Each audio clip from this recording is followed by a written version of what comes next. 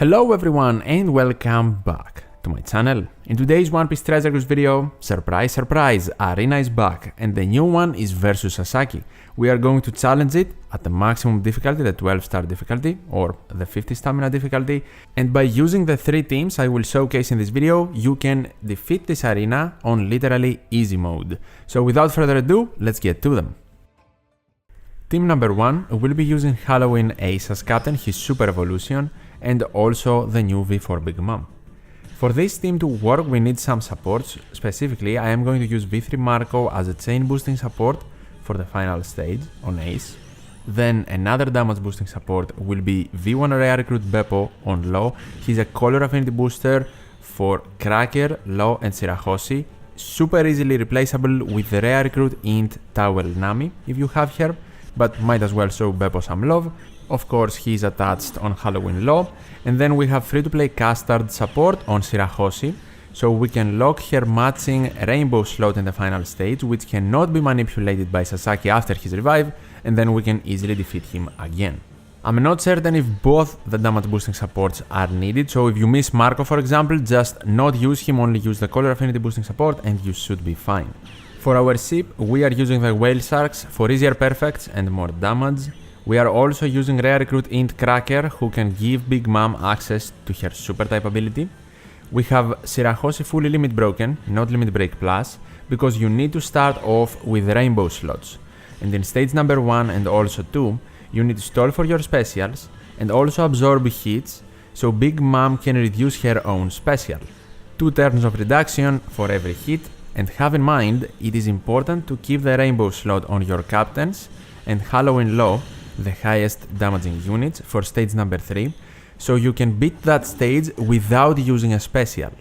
Shirahoshi and Cracker should be the 2 units attacking in the first 2 stages, especially in stage 2 to take it out in 3 turns and then proceed, and Reiju does not really matter because she is not boosted anyway.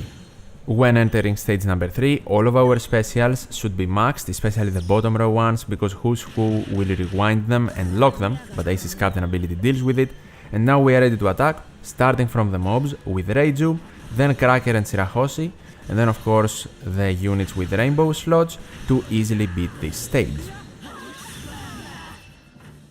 For stage number 4 now, we have more special rewind versus Black Maria, and also more debuffs of course. Ace again will deal with the special rewind. We have a huge HP cut, which is fine, because we are going to activate Reiju first. She will deal with damage reduction, give us matching slots and healing, which is important to enter the final stage, and then we are also going to activate Cracker to deal with attack down and increase our damage by a little bit, and we will also activate Law for an ore boost, not only this stage but a higher one in the next stage, and finally Halloween Ace for an attack boost. Now we are going to start attacking the mobs again with Reiju, then Cracker, Shirahoshi and everyone else, trying to hit as many perfects as possible to defeat stage number 4 pretty conveniently. In the final stage now, we will get a better ore boost from Law. Ace's captain ability will completely remove the special bind. Because we healed with Reiju, we are not going to be applied with more debuffs than the normal ones. And after the preemptive is complete, our supports will also activate. Marco for a chain boost, and Beppo for a color affinity boost on Law, Cracker and Shirahoshi.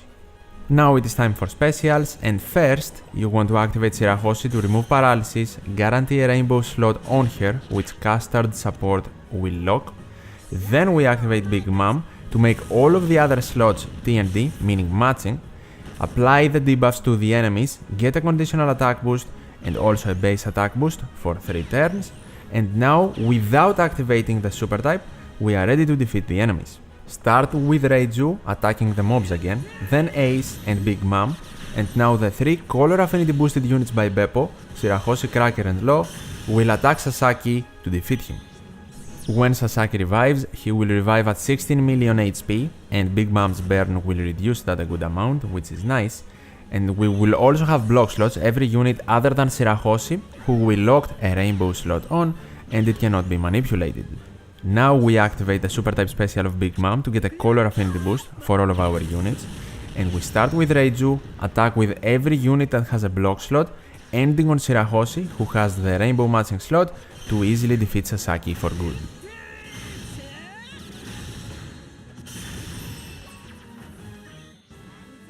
Team number 2 uses double Uta and literally makes this arena look like a super easy story island quest. We are also going to use Robin Jinbe, entering on Jinbe and then charging their super swap by swapping the unit, of course, alongside our stalling in stages 1 and 2, specifically 1. Our ship will be the Ho for more EXP, you can use whatever ship you want.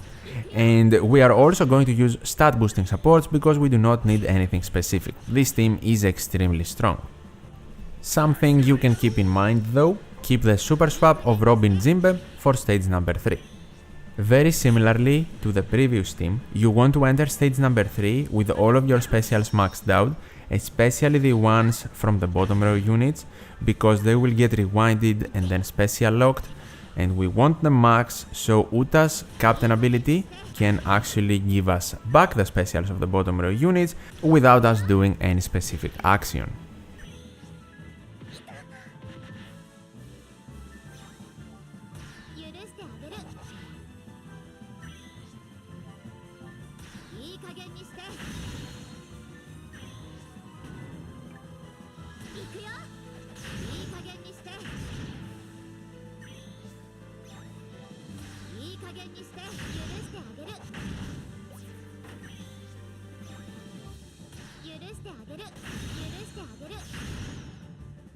Entering stage number 3, it is now finally time after the preemptive to super swap Robin to Jinbe to get a full board of guaranteed matching slots in a team full of int units to have a very easy time versus stage 3. You don't need to activate any specials, just attack, hit as many perfects as possible and easily clear.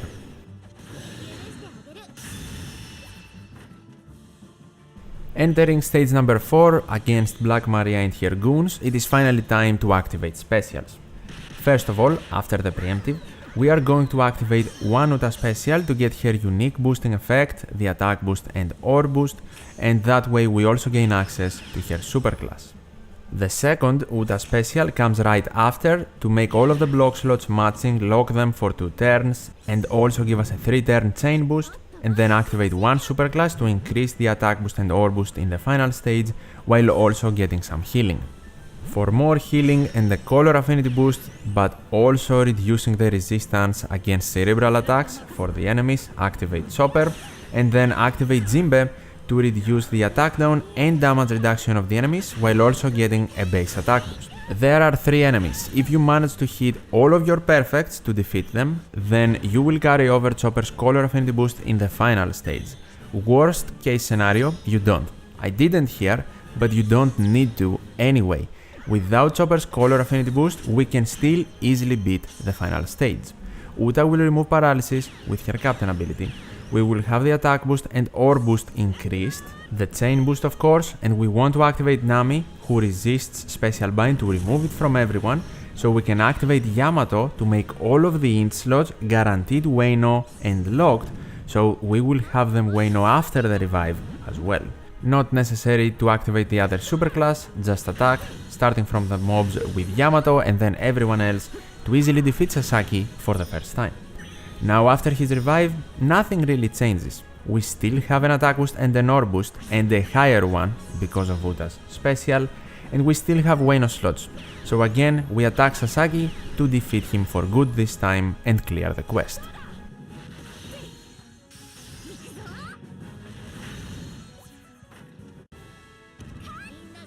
Team number 3, in case you do not have Uta yourself, only uses Uta as a friend captain, and then we are going to use Super Tandem Kid, who is extremely strong for this quest. No need for specific supports, only stat boosters, and you can use whichever ship you want. Here I am using the Whale Sharks, but in case the Whale Sharks actually gets in the way of you hitting some great hits, because of the whole Kid mechanic with locked slots behind a perfect barrier, you can use another ship that does not make your perfects easier to hit, like for example the amphibious Nostra Castello, that will also provide you with more damage.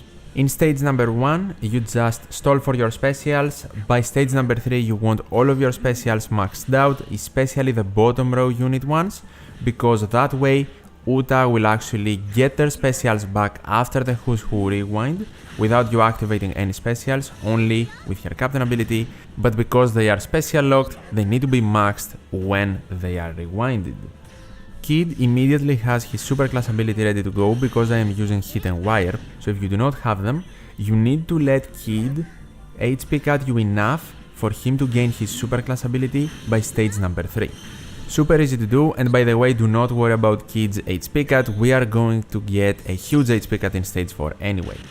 Now in stage number 3, you can swap Whitebeard to Marco and then activate the superclass ability of Kid to damage the enemies, but also increase the damage coming from your driven units, which are Kid, Hitwire and Perospero, and if you can farm a matching slot on them, on at least 2 of them, before you enter stage number 3, not hard to do, you can super easily take care of the stage. So attack the mobs with Marco, Uta and Brook, and then keep the driven attacks for Who's Who. In stage number 4 now, this team needs you to be more careful with your attacks and special activation. First, we are going to activate Marco to get healing, nothing else, just an int healer in the team, also striker. Then we are going to activate Film Red Recruit Brook, who literally deals with every debuff on the stage. Then Perospero to get a 3-turn chain boost and also a color affinity boost if we hit 3 perfects, which we need to do here. Then Uta to get her unique boost, the attack boost and ore boost, and her super class to get healing and also increase her boosting. And then Kid for his unique chain boosting, but specifically to make all of the slots perfect locked TND except the Brook slot. So now we want to hit 3 perfects with Brook, Whitebeard Marco and Uta, and 3 greats on Black Maria on the other units, the driven ones. So these units can actually keep their matching TND slot for after the revive of Sasaki. They won't become block slots. The other unit slots do not matter. Trust me, the damage is more than enough. In the final stage now, Uta removes paralysis. We don't actually even need to remove the special bind, so you don't need to activate Hit and Wire.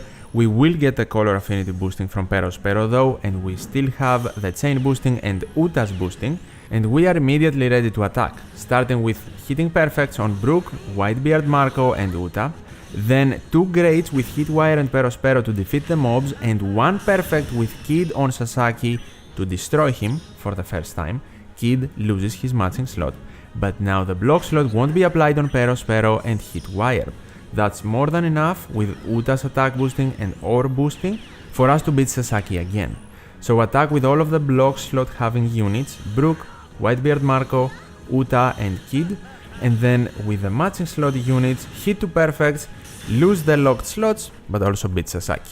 Our 2 driven striker air recruits prevail in the final run to make this fun team actually work. And if you have any questions for any of the teams actually, let me know in the comments down below. These were my teams and strategies to defeat the new arena versus Sasaki. If you enjoyed the video or you found it helpful, definitely leave a like, I always appreciate it a lot.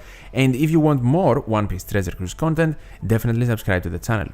As always, thank you so much for watching, take care, and I'll see you in the next one.